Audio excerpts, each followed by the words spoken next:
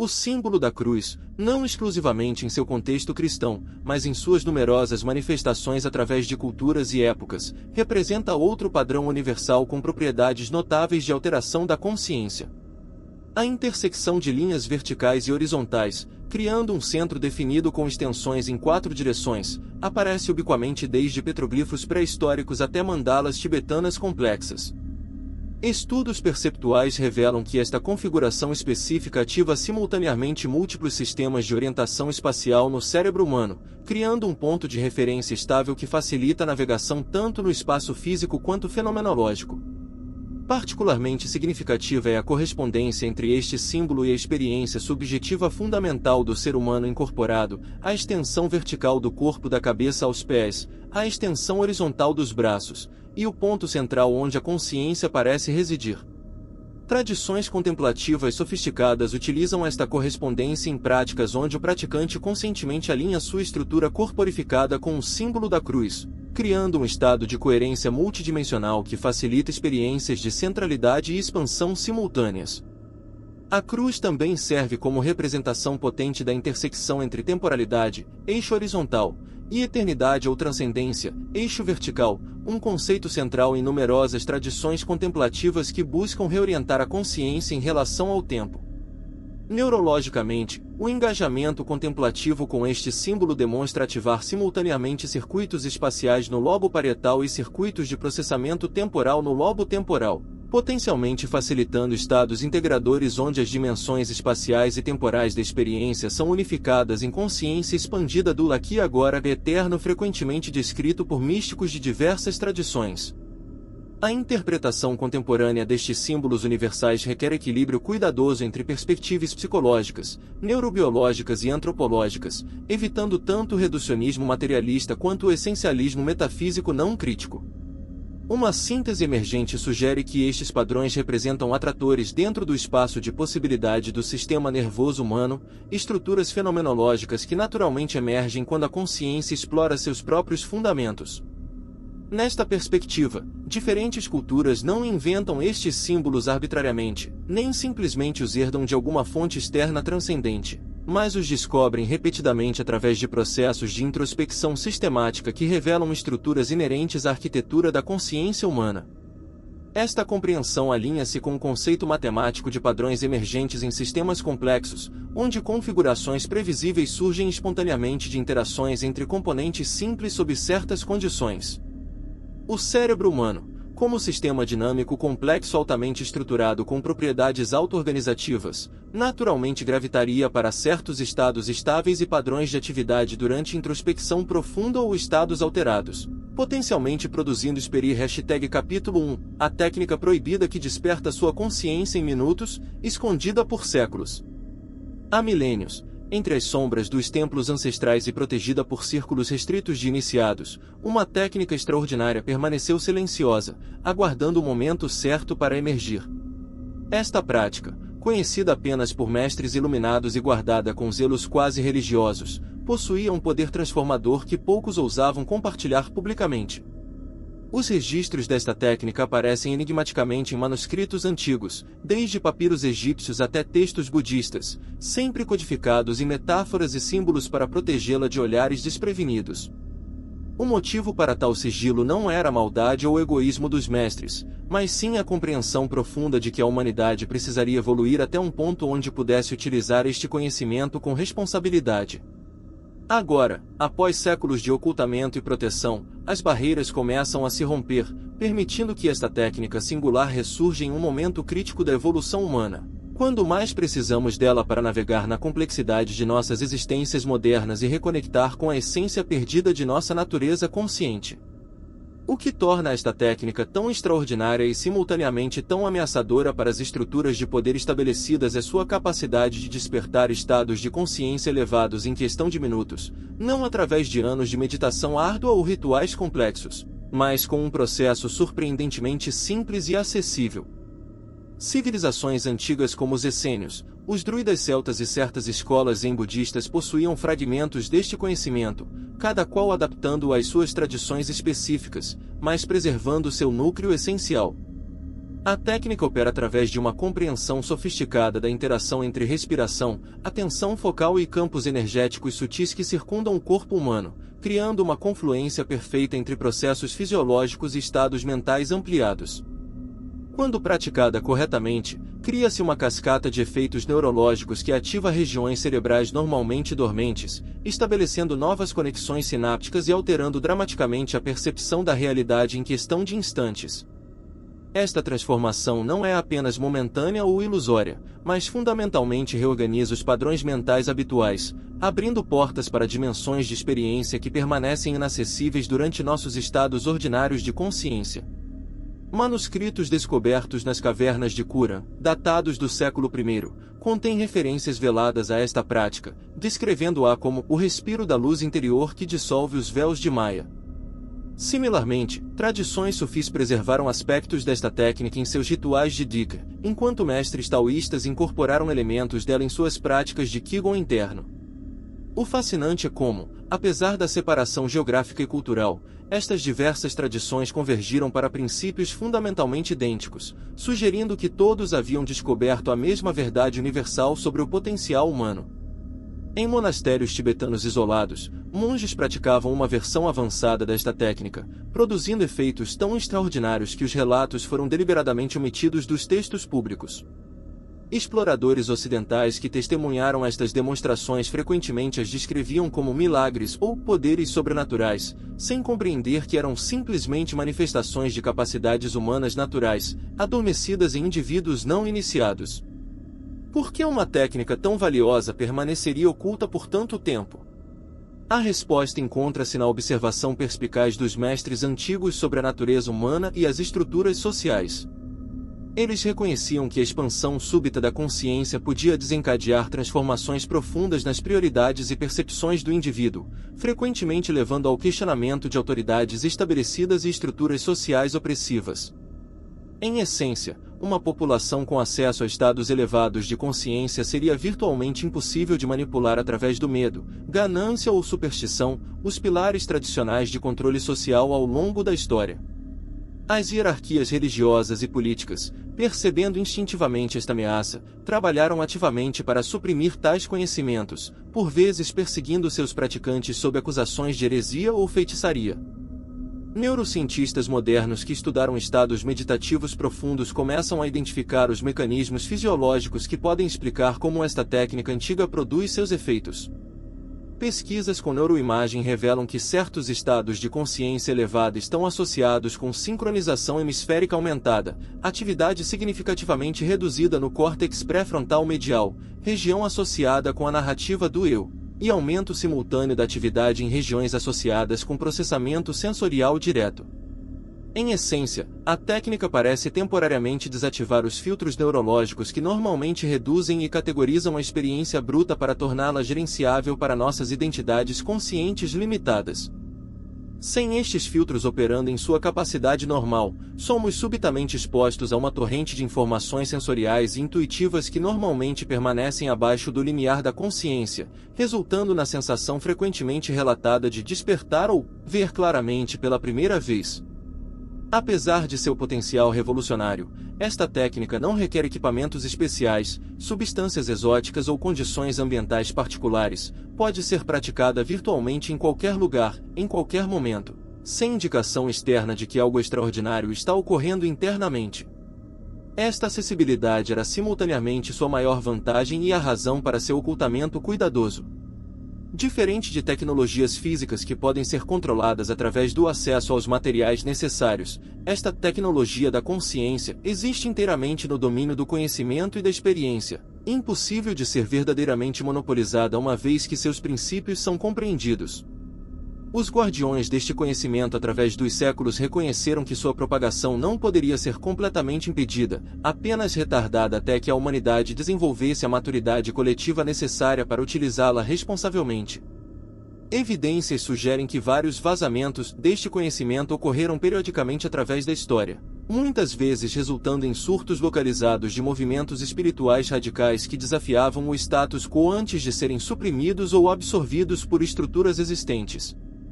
Relatos contemporâneos de praticantes desta técnica redescoberta descrevem consistentemente uma sensação inicial de expansão rápida, como se os limites do ser individual subitamente se dissolvessem, seguida por uma clareza perceptiva extraordinária e uma compreensão intuitiva de questões anteriormente confusas ou impenetráveis.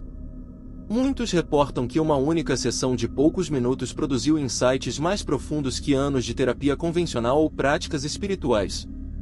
Particularmente significativa é a consistência com que os praticantes descrevem uma transformação fundamental em sua relação com o sofrimento e com padrões psicológicos negativos de longa data. A técnica parece permitir uma percepção direta da natureza construída de muitos de nossos conflitos internos, revelando-os não como verdades absolutas, mas como padrões mentais habituais que podem ser reconhecidos e transcendidos através da consciência expandida.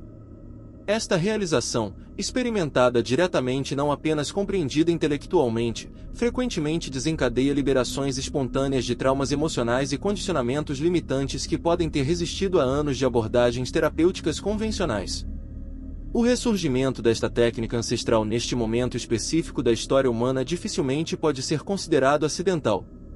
Em uma era caracterizada por sobrecarga informacional, alienação crescente e crises existenciais generalizadas, o acesso a uma ferramenta que permite clareza imediata e reconexão com dimensões mais profundas da experiência humana representa um desenvolvimento potencialmente transformador para nossa civilização.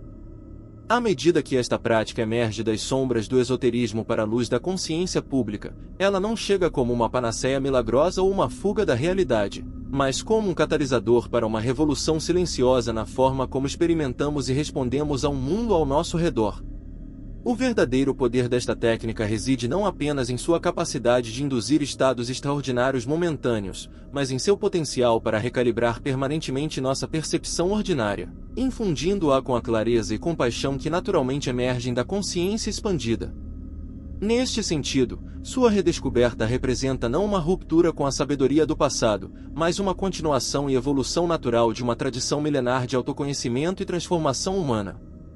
A jornada para a expansão da consciência não é linear, mas ocorre através de estágios distintos e reconhecíveis que foram mapeados por tradições contemplativas através dos milênios. Estes estágios, frequentemente descritos metaforicamente como portais, véus ou portas, representam limiares críticos na evolução da percepção humana que transformam fundamentalmente nossa relação com a realidade. Manuscritos descobertos em monastérios tibetanos, textos alquímicos europeus e tratados taoístas descrevem com notável consistência 7 estágios principais de despertar que, embora expressos em linguagens culturais distintas, apontam para as mesmas experiências universais de transformação da consciência. O fascinante é que, independentemente da tradição ou época histórica, praticantes avançados convergem para descrições similares destes estágios, sugerindo que estão mapeando um território objetivo da experiência humana, não meramente construções culturais arbitrárias. A neurociência moderna começou a identificar correlatos cerebrais específicos para cada um destes estados, confirmando que representam configurações distintas e replicáveis da atividade neural, acessíveis a qualquer ser humano com as técnicas apropriadas e dedicação suficiente para atravessar os desafios inerentes a cada portal. O primeiro portal, conhecido na tradição sufi como a dissolução do véu do eu, marca o momento em que o praticante experimenta pela primeira vez uma separação clara entre a consciência observadora e os conteúdos mentais previamente identificados como eu. Este é o limiar inicial onde começa a verdadeira expansão da consciência, a percepção direta de que não somos nossos pensamentos, emoções ou sensações, mas a presença consciente que os testemunha. Textos zen descrevem este momento como perder a cabeça e encontrar sua verdadeira face, enquanto tradições herméticas ocidentais referem-se a ele como a separação do espírito da matéria grosseira. Fisiologicamente, este estado está associado com redução significativa da atividade no córtex pré-frontal medial e aumento correspondente na atividade da ínsula anterior, refletindo um desvio da autorreferência narrativa para a consciência corporal direta. Este portal inicial, embora conceptualmente simples, representa uma ruptura revolucionária com nosso modo habitual de identificação com o fluxo incessante de pensamentos, abrindo espaço para dimensões mais expansivas da experiência.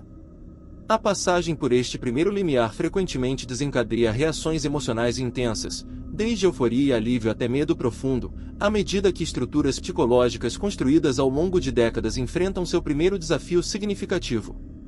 O segundo portal é frequentemente chamado a abertura do olho interior e representa a ativação da capacidade de perceber energias e padrões sutis normalmente invisíveis à percepção ordinária. Neste estágio, o praticante começa a experimentar diretamente as dimensões energéticas da realidade, o que antigas tradições variadamente chamaram de chi, prana, ou força vital. Esta percepção não é metafórica ou imaginativa, mas uma expansão literal do espectro perceptivo para incluir fenômenos previamente abaixo do limiar da consciência. Tradições xamânicas descrevem este portal como o despertar da visão da águia, enquanto escolas tântricas referem-se a ele como a ativação do terceiro olho. Neurologicamente, esta fase corresponde a modificações na atividade do tálamo e lóbulo parietal, alterando os filtros perceptivos que normalmente excluem vastas quantidades de informação sensorial. Praticantes neste estágio frequentemente relatam percepções sinestésicas onde as fronteiras entre modalidades sensoriais começam a dissolver, vendo sons ou sentindo cores. Esta expansão da percepção sensorial muitas vezes se estende ao domínio interpessoal, com maior sensibilidade aos estados emocionais e intenções de outros, frequentemente interpretada como uma forma de empatia aumentada ou telepatia rudimentar, embora seja mais precisamente descrita como conscientização aumentada de sinais não verbais e padrões energéticos interpessoais previamente processados apenas inconscientemente. O terceiro portal, a comunhão com a inteligência universal, marca uma transição profunda de experiência individual isolada para a participação consciente em campos de informação mais amplos. Neste estágio, o praticante começa a experimentar insights e compreensões que parecem originar-se além dos limites do conhecimento pessoal adquirido. Tradições herméticas referem-se a este fenômeno como contato com uma caixa ou registros acásticos, enquanto tradições xamânicas falam de comunicação com espíritos auxiliares ou ancestrais. Jung descreveu fenômenos similares através de seu conceito de inconsciente coletivo, enquanto teorias contemporâneas da consciência exploram modelos de campos morfogenéticos ou cognição não local para explicar estas experiências.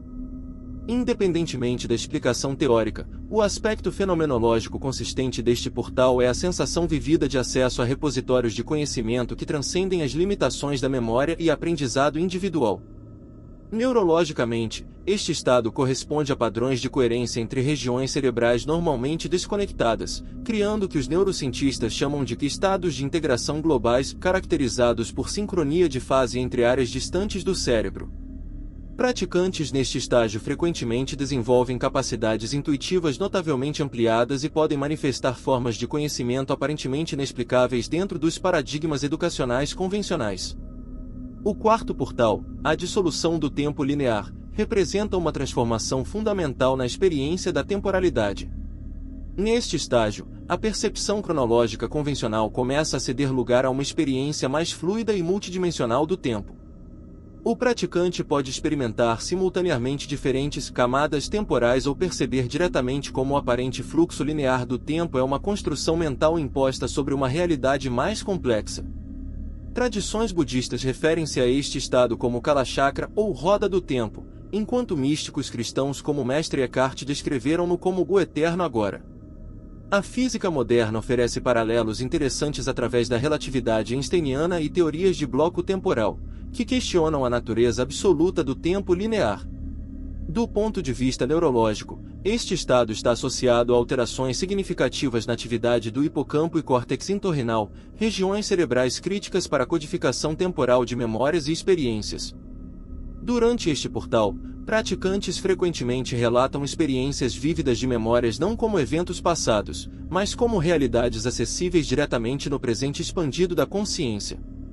Similarmente, antecipações futuras podem ser experimentadas com uma imediatez que dissolve a aparente separação entre presente e futuro, resultando em formas de precognição ou clarividência temporal que desafiam explicações mecanicistas convencionais.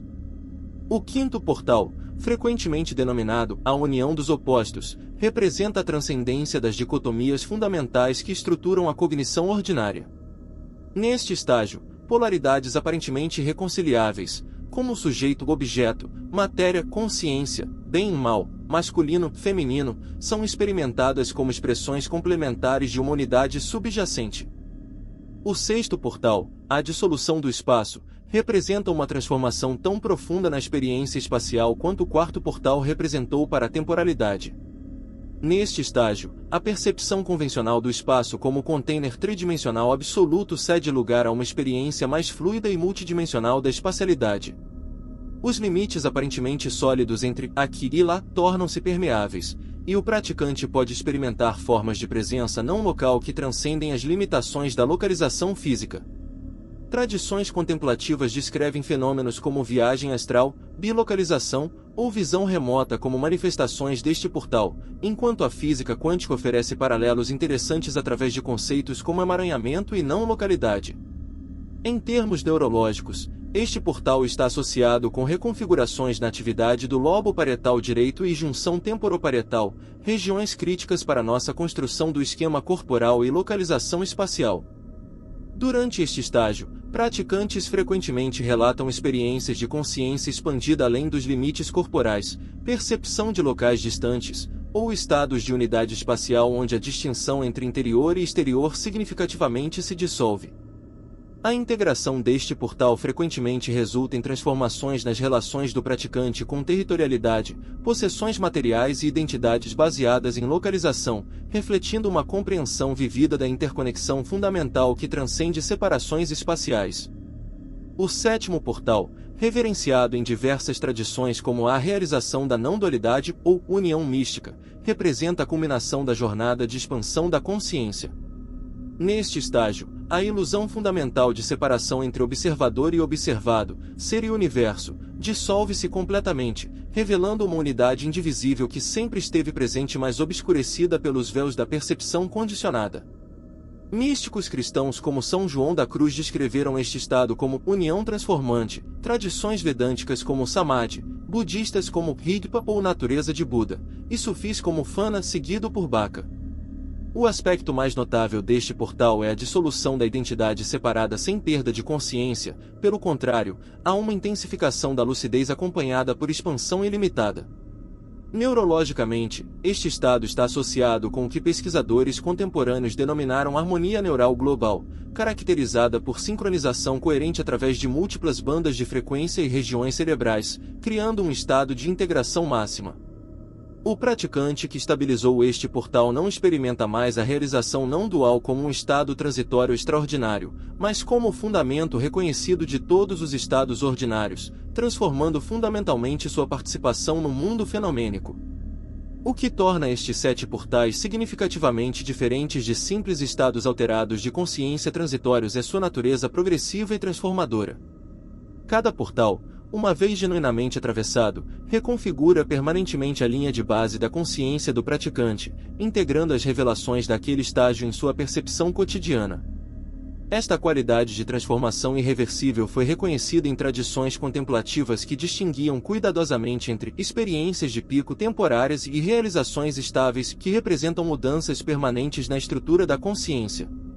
No entanto, é crucial compreender que esta progressão raramente é perfeitamente linear ou sequencial na prática real. Praticantes frequentemente reportam ciclos de aprofundamento através destes portais, com insights preliminares de estágios avançados ocorrendo antes da estabilização completa de estágios anteriores. Esta natureza espiral do desenvolvimento da consciência é bem capturada nas tradições budistas que falam do caminho do espiral em vez de uma ascensão linear, reconhecendo como cada novo ciclo revisita territórios familiares com níveis progressivamente mais profundos de compreensão e integração. As implicações destes 7 portais para a ciência contemporânea da consciência são profundas e potencialmente revolucionárias. Eles sugerem que nossa compreensão consensual da realidade, as estruturas aparentemente sólidas de espaço, tempo, causalidade e individualidade, representam apenas um subconjunto limitado do espectro total da experiência humana possível. Mais significativamente, indicam que nossas limitações perceptivas não são fixadas pela estrutura do cérebro físico, mas são em grande parte produtos de condicionamento e podem ser sistematicamente transcendidas através de práticas específicas. Neurocientistas pioneiros e pesquisadores da consciência começam a reconhecer estas tradições antigas não como repositórios de crenças metafísicas especulativas, mas como mapeamentos sofisticados do território experiencial humano baseados em milênios de exploração empírica sistemática. Esta convergência entre ciências contemplativas antigas e neurociência moderna promete uma síntese sem precedentes que poderia transformar fundamentalmente nossa compreensão da mente humana e seu potencial não realizado. Enquanto navega estes portais através de práticas como a técnica descrita no capítulo anterior, o praticante não está meramente induzindo estados psicológicos subjetivos, mas participando de uma exploração empírica da natureza fundamental da consciência e realidade. À medida que a sociedade contemporânea enfrenta crises existenciais, ecológicas e sociais sem precedentes, a redescoberta destes 7 portais oferece mais que fascínio intelectual ou realização espiritual pessoal, apresenta uma possibilidade de transformação coletiva. Cada portal não apenas expande a percepção individual, mas fundamentalmente reconfigura a relação do praticante com outros seres e com o mundo material. A dissolução progressiva das ilusões de separação, limitação e materialismo reducionista que ocorre através destes estágios naturalmente cultiva qualidades como compaixão, reverência pela vida e stewardship ambiental. Ao contrário de abordagens puramente intelectuais para ética e sustentabilidade que tentam convencer o ego separado a comportar-se menos destrutivamente, a travessia destes portais transforma a própria base experiencial de onde surge o comportamento. O praticante avançado não age com compaixão por dever moral abstrato, mas como expressão natural de uma percepção direta da interconexão fundamental. Neste sentido, os 7 portais representam não apenas um mapa para a transcendência individual, mas potencialmente um caminho evolutivo para nossa espécie encontrar modos de existência coletiva em harmonia com a teia mais ampla da vida na qual estamos inextricavelmente entrelaçados. A revolução silenciosa ocorrendo nas neurociências contemporâneas está reescrevendo fundamentalmente nossa compreensão do cérebro humano e seu relacionamento com a consciência. Até recentemente, o dogma científico predominante sustentava que o cérebro adulto era essencialmente fixo, um órgão completamente desenvolvido cujas estruturas e conexões permaneciam largamente imutáveis após os períodos críticos iniciais de desenvolvimento. Esta visão estática não apenas informava nossa compreensão teórica do cérebro, mas também estabelecia limites conceituais rígidos sobre o potencial para transformação cognitiva, emocional e perceptiva ao longo da vida. A descoberta da neuroplasticidade, a capacidade extraordinária do cérebro de reorganizar sua estrutura física, função e conexões em resposta a experiências, desafiou radicalmente este paradigma limitante, abrindo possibilidades revolucionárias para a compreensão e expansão do potencial humano.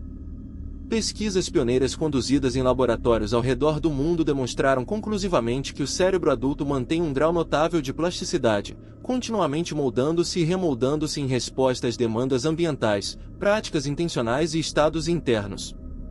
Esta compreensão transformadora tem implicações profundas não apenas para nosso entendimento científico da mente, mas para qualquer pessoa interessada em explorar os limites da percepção humana e consciência.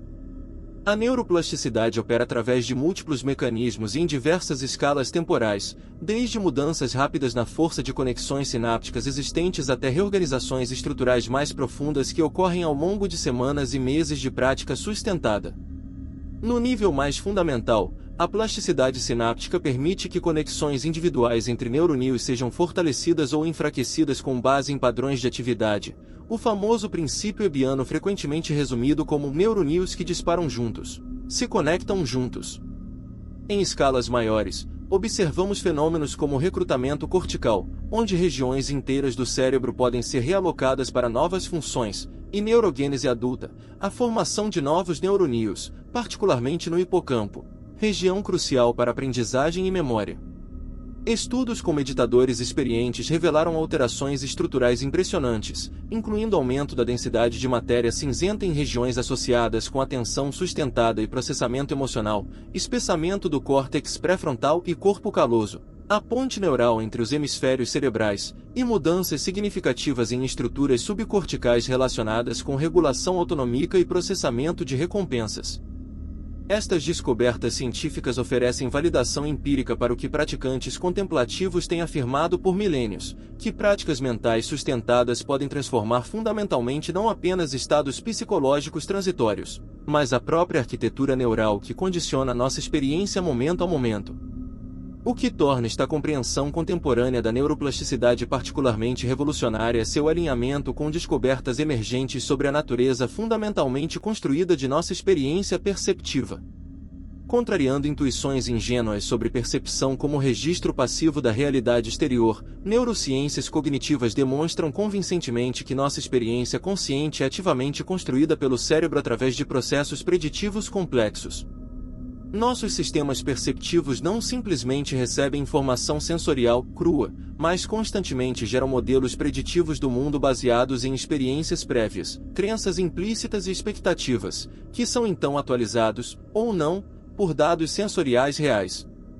Esta compreensão tem sido formalizada em teorias como processamento preditivo e inferência ativa, que reconhecem o cérebro não como receptor passivo de informações sensoriais, mas como gerador proativo de hipóteses sobre a realidade que são continuamente testadas contra evidências sensoriais. As implicações desta visão são profundas. Se nossa experiência consciente é ativamente construída por processos neurais baseados em modelos e expectativas internos, então modificar estes modelos subjacentes através da neuroplasticidade dirigida pode literalmente transformar a realidade que experimentamos. Esta possibilidade radical, não meramente de interpretar diferentemente uma realidade fixa, mas de fundamentalmente alterar a própria construção perceptiva dessa realidade, representa uma convergência notável entre descobertas científicas contemporâneas e insights de tradições contemplativas antigas que há muito afirmam que a mente treinada pode transcender limitações perceptivas condicionadas para acessar dimensões mais expansivas da experiência. Os sistemas de atenção desempenham um papel crucial nesta interface entre neuroplasticidade e construção da realidade consciente. A atenção funciona como um direcionador da plasticidade, essencialmente sinalizando para o cérebro quais circuitos neurais devem ser reforçados e quais podem ser atenuados. Pesquisas demonstram que a atenção sustentada amplifica significativamente os processos plásticos, tornando-a uma ferramenta poderosa para remodelar intencionalmente circuitos cerebrais. Neurocientistas identificaram múltiplos sistemas atencionais no cérebro humano, incluindo redes de atenção executiva, associadas com foco voluntário, redes de saliência, que determinam quais estímulos merecem processamento prioritário, e redes de modo padrão, ativas durante divagação mental e autorreferência. Práticas contemplativas sofisticadas trabalham sistemática e simultaneamente com todos estes sistemas, criando condições neurais ideais para transformação plástica profunda.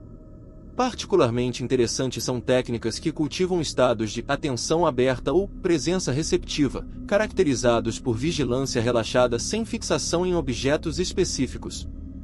Estudos com EEG demonstram que estes estados produzem padrões distintivos de oscilações cerebrais, particularmente ondas gama de alta frequência sincronizadas através de regiões corticais distantes, associadas com integração perceptiva ampliada e unificação da experiência consciente. Estes achados sugerem que tais práticas não apenas fortalecem capacidades atencionais existentes, mas potencialmente abrem modos inteiramente novos de organização neural que suportam formas expandidas de consciência perceptiva.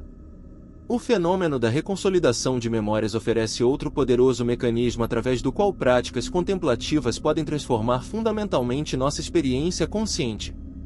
Descobertas recentes desafiaram o entendimento tradicional das memórias como registros estáticos, revelando-as como construções dinâmicas que são reescritas cada vez que são acessadas.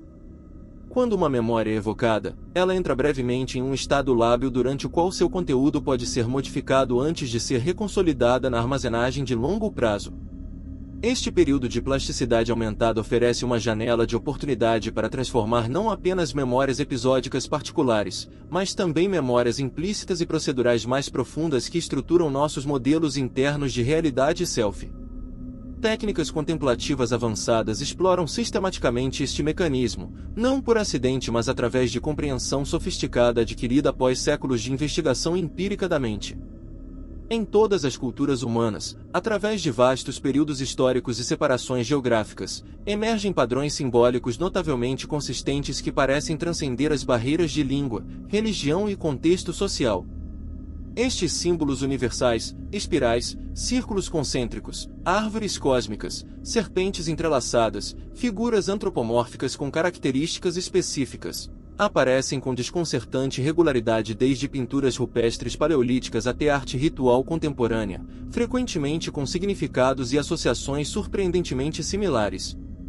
Este fenômeno intrigante tem desconcertado antropólogos, historiadores de arte e psicólogos por gerações, desafiando explicações simplistas baseadas em difusão cultural ou coincidência aleatória. O psicanalista Carl Jung propôs a existência de um inconsciente coletivo contendo arquétipos, padrões psíquicos inatos compartilhados por toda a humanidade, como explicação para estas convergências simbólicas. Embora controversa em círculos científicos convencionais, esta teoria encontra respaldo renovado em pesquisas contemporâneas sobre estruturas cerebrais inatas, mecanismos de processamento visual e padrões emergentes em sistemas complexos auto-organizáveis. A importância prática destes símbolos para a expansão da consciência reside em sua aparente capacidade de servir como chaves, que ativam configurações específicas de resposta neural e acessam dimensões da experiência humana normalmente obscurecidas pela consciência ordinária orientada verbalmente. Tradições esotéricas de praticamente todas as culturas reconheceram este poder e desenvolveram sistemas sofisticados para trabalhar com estes símbolos como tecnologias de transformação da consciência. A mandala, uma configuração geométrica complexa geralmente organizada em torno de um centro, emerge como um dos símbolos universais mais potentes e persistentes, aparecendo em formas reconhecíveis desde templos hindus e budistas até rosáceas de catedrais góticas, arte indígena nativa americana e padrões decorativos islâmicos. Neuropsicólogos contemporâneos investigando os efeitos do engajamento prolongado com mandalas documentaram alterações significativas na dinâmica atencional, com padrões distintivos de ativação que diferem notavelmente do processamento visual ordinário. Particularmente interessante é como a estrutura concêntrica da mandala parece guiar sistematicamente a atenção para dentro, produzindo um estado caracterizado por foco simultâneo no ponto central e na configuração global. Uma forma de atenção integrativa que contrasta marcadamente com os padrões habituais de varredura linear ou atenção focal exclusiva. Estudos com EEG mostram um aumento significativo na coerência entre regiões cerebrais durante contemplação de mandalas, particularmente na banda alfa, associada com integração sensorial ampliada. Tradições contemplativas budistas tibetanas refinaram a utilização de mandalas em práticas sofisticadas onde o praticante primeiro visualiza detalhadamente a estrutura geométrica completa e então sistematicamente a dissolve em luz e vacuidade, um processo que demonstravelmente facilita estados não duais onde as dicotomias sujeito-objeto são temporariamente transcendidas. Este uso intencional de símbolos visuais para reestruturar estados de consciência representa uma tecnologia contemplativa refinada desenvolvida ao longo de séculos de investigação empírica da mente. A espiral, particularmente a proporção áurea ou espiral logarítmica encontrada amplamente na natureza, representa outro símbolo universal com qualidades notáveis de alteração da consciência. Esta forma aparece com consistência desconcertante em arte rupestre paleolítica, cerâmica neolítica, monumentos megalíticos, e praticamente toda a tradição decorativa subsequente. Estudos de rastreamento ocular revelam padrões únicos de movimento visual quando contemplando espirais, criando um ritmo distintivo de engajamento perceptivo que difere significativamente de como processamos outros padrões visuais. Particularmente notável é como esta forma parece facilitar movimentos simultâneos para dentro, centrípetos, e para fora, centrífugos, da atenção, potencialmente servindo como ponte entre estados focados e expansivos de consciência. Neurociência cognitiva contemporânea sugere que certas formas geométricas, incluindo a espiral áurea, ativam redes neurais associadas com experiências de beleza e transcendência precisamente porque refletem princípios organizacionais fundamentais do próprio sistema nervoso. Antigas tradições de geometria sagrada parecem ter intuído este relacionamento, utilizando configurações específicas de espirais em rituais e arte contemplativa para induzir estados facilitadores da percepção de interconexão e ordem universal.